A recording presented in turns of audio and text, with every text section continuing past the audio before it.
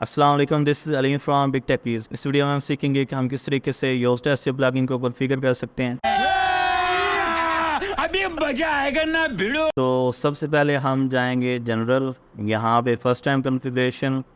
अगर आप basic level करना चाहते हैं तो आप यहाँ से कर सकते हैं, लेकिन हम एडवांस कॉन्फ़िगरेशन करेंगे। यहाँ से जाएंगे सेटिंग्स, उसके बाद इनको देखते हैं, थर्ड डिसेबल्ड है। वेट, चूँकि हम हेडलेस भी यूज़ कर रहे हैं तो हम इसे डिसेबल कर देंगे। सेव चेंजेस,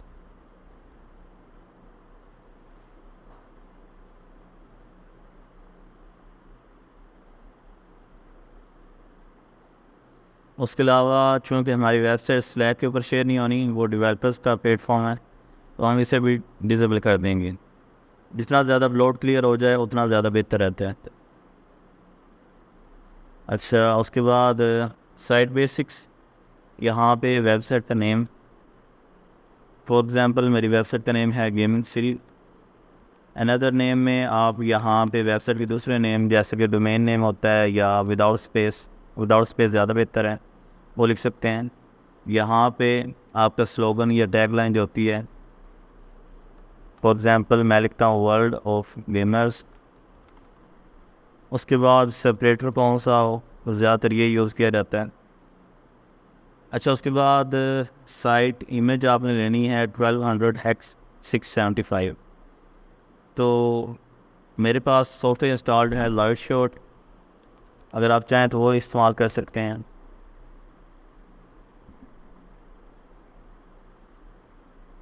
या उसके अलावा आप किसी और तरीके से भी कर सकते हैं अगर आपके पास कोई और सॉफ्टवेयर वगैरह है।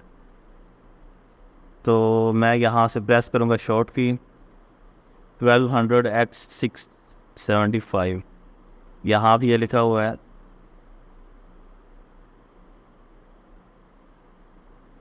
सिक्स 675 ये हो गया स्क्रीनशॉट। अब इसे सेव करते हैं और नाम इस रखते हैं होम पे, यहाँ पे अपलोड करते हैं।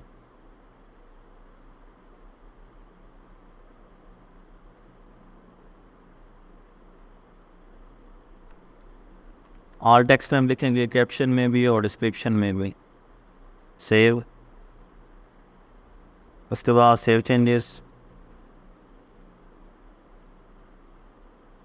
उसके बाद साइट रिप्रेजेंटेशन। ये अगर एक पर्सन चला रहा है या ऑर्गेनाइजेशन चला रही है, वैसे मेरा ज़ाती ओपिनियन यही है कि आप लाजमी तौर पे ऑर्गेनाइजेशन रखें, क्योंकि गूगल सिर्फ़ और सिर्फ अब ऑर्गेनाइजेशन को पसंद कर। अब यहाँ पे हम गेमिंग सिल्क, उसके बाद गेमिंग सिल्क, यहाँ पे आप लोगो लगाना है अपनी वेबसाइट का। क्योंकि ये टेस्ट वेबसाइट है तो मैं योस्ट पे लोगो लगा देता हूँ।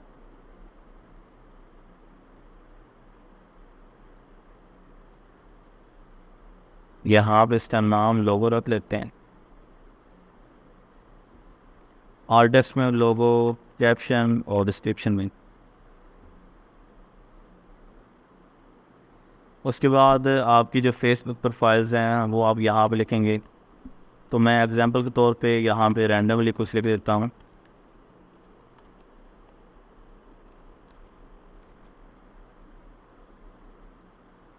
उसके बाद आपकी जो दूसरी प्रोफाइल्स हैं, लिंक्डइन वगैरह, वो भी आप लिख सकते हैं।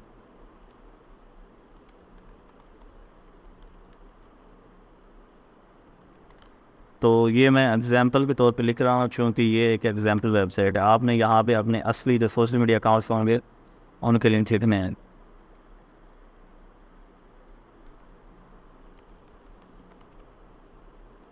ये चार तो आप कम से कम लाजमी होने चाहिए, यूट्यूब, ट्विटर, फेसबुक और लिंक्डइन।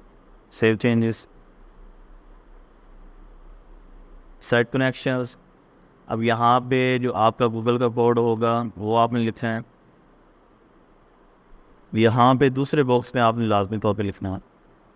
यहाँ पे आपकी वेबसाइट का लिंक, कंटिन्यू। अब यहाँ पे HTML टैग कॉपी करेंगे इस टैग को। उसके बाद यहाँ पे गूगल वाली जगह पे पेस्ट करेंगे तो ये ऑटोमेटिकली फैच कर लेंगे। आप देख सकते हैं ऊपर पेस्ट करते हैं तो पूरा आ रहा है, लेकिन जब इसके अंदर फैच करते हैं तो ये ऑटोमेटिकली एक्सट्रैक्ट कर लेते हैं। इसी तरह यांडेक्स, पिंटरेस्ट, बिंग और बेदू, इनका भी आप लिखेंगे तो ऑटोमेटिकली फैच कर लेगा। उसके बाद आपने यहाँ पे वेरीफाई के ऊपर क्लिक करना है तो ये वेरीफाई हो जाएगा। इसके बाद होम पेज पे जाते हैं। यहाँ पे आपकी वेबसाइट का लिंक्स,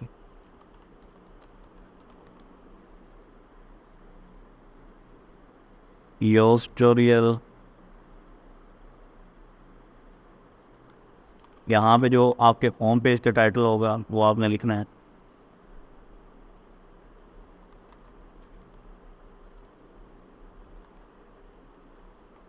उसके बाद जो आपके होम पेज की डिस्क्रिप्शन होगी वो आपने यहाँ पे लिखनी है।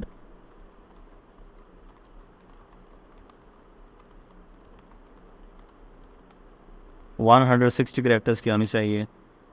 यहाँ पे अब इमेज, वही जो होम पेज की इमेज ली थी वही यहाँ पे लगा देनी है। उसके बाद सोशल टाइटल में भी यहाँ पे आपने खुद ही सोशल टाइटल लिखना है।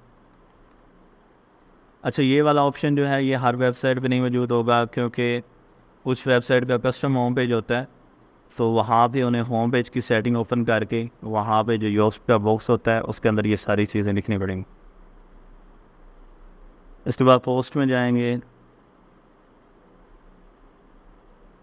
यहाँ से आपकी वेबसाइट अगर न्यूज़ की है तो न्यूज़ आर्टिकल सेलेक्ट करेंगे। अगर सोशल मीडिया की आप पोस्ट करते हैं तो सोशल मीडिया। इसके अलावा ये जो दूसरी चीज़ें होती हैं यहाँ से वो आप सेलेक्ट कर सकते हैं।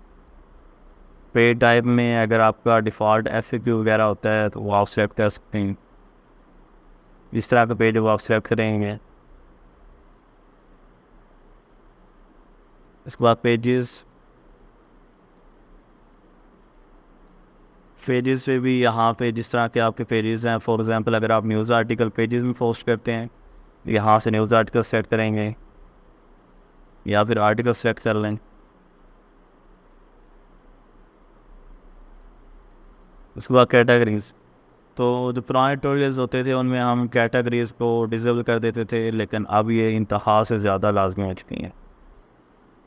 यहाँ पे आपका हर कैटेगरी का कस्टम टाइटल होना चाहिए और कस्टम डिस्क्रिप्शन होनी चाहिए। ये टैग्स का गंदा वर्ड ख़त्म करेंगे। यहाँ पे आप लिख सकते हैं एवरीथिंग अबाउट, फॉर एग्जांपल आपके क्रिकेट के बारे में है तो यहाँ पे क्रिकेट लिखने की ज़रूरत नहीं है, वो ऑटोमेटिकली फैच हो जाएगा, लेकिन वैसे बता रहा हूँ एवरीथिंग अबाउट, अगर क्रिकेट का हुआ तो क्रिकेट आ जाएगी यहाँ पे। तो अगर आप कोई और चीज़ लिखना चाहते हैं जो आपका राइटर आपको बताया तो वो भी लिख सकते हैं आप यहाँ पे। सुबह नीचे आए, उसके बाद ये ऑप्शन आपका अनेबल होगा, आपने इसे डिसेबल कर देना है। Save changes. उसके बाद टैग्स, ये टैग्स सिर्फ़ और सिर्फ SEO एक्सपर्ट लोगों के लिए हैं, कोई भी नॉर्मल बंदा इसे इस्तेमाल ना करें। अगर आप इसे इस्तेमाल करेंगे तो आपकी वेबसाइट तबाह हो जाएगी। सिर्फ एक एक्सपर्ट बंदा इसे सही तरीके से इस्तेमाल कर सकता है, क्योंकि हमारे यहाँ लोग एक ही टैग को 1000 आर्टिकल पर डाल देते हैं रैंडमली। ये एक समझदार बंदा हो जिसे इंग्लिश भी अच्छी तरीके से आती है, वो एक टैग बना के फिर वो जो रेलिवेंट आर्टिकल हो उस हिसाब से वो उन्हें टैग कर सकता है। लेकिन ज़ाती रिकमेंडेशन यही है, चूँकि मुझे पता है 90% न्यू बाइज होंगी, तो आपसे डिसेबल कर देंगे। तो एडवांस में जाएंगे। यहाँ पे क्रॉल ऑप्टिमाइजेशन, इस सब ऑप्शंस को आपने अनेबल कर देना है।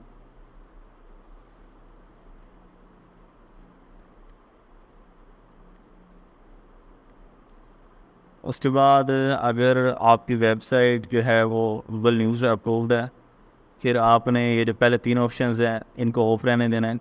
अगर आपका गूगल न्यूज़ के साथ कोई लेना देना नहीं, इनको सिंपली ऑन कर दें सबको। अगर गूगल न्यूज़ अप्रूव्ड है तो पहले जो 3 हैं इनको आपने ऑफ रखना है, बाकी सबको अनेबल कर देना है।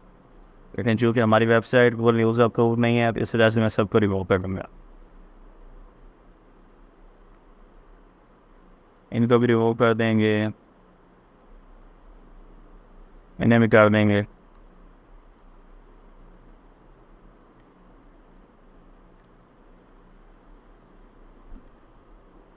उसके बाद ये दोनों चीज़ें काफ़ी सेंसिटिव हैं। बेसिकली मेरी रिकमेंडेशन यही है कि आप इसे ना इस्तेमाल करें। अगर आप इस तरह का कोई एरर देखते हैं सर्च कंसोल वगैरह में, फिर आप इसे अनेबल कर सकते हैं। लेकिन इस वाले को आप सिर्फ तब अनेबल करें जब आपकी 3-4 पेजेस की वेबसाइट हो, सर्विस या इस टाइप की, और आपने कोई प्लान ना बनाया उसे ब्रॉड करने का। तो यहाँ तक बेहतरीन हो गया। सेव चेंजेस कर देंगे।